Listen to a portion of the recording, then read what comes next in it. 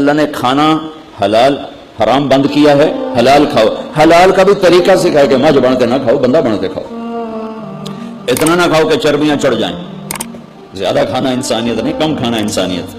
میرے نبی نے کہا سب سے بدترین برتن جسے انسان بھرتا ہے اس کا پیٹ ہے، سب سے بدترین برتن جسے انسان بھرتا ہے اس کا پیٹ ہے، اور اگر تم نے کھانا ہی ہے تو تم کہتے ہو نہیں میں نے کھانا ہی ہے تو 3 حصے کرو، ایک غذا کے لیے، ایک پانی کے لیے اور ایک ہوا کے لیے، ایک حصہ چھوڑو، ساری زندگی بیماری نہیں آئے گی۔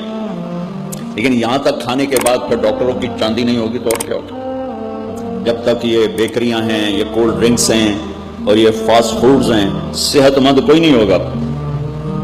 بھوکے رہنے میں اللہ نے صحت رکھی، کھا کھا کے تباہی پھیر دیتے۔ میٹھا کھانے سے شوگر نہیں ہو رہی، زیادہ کھانے سے شوگر ہو رہی، دبا کے کھانے سے شوگر ہو رہی۔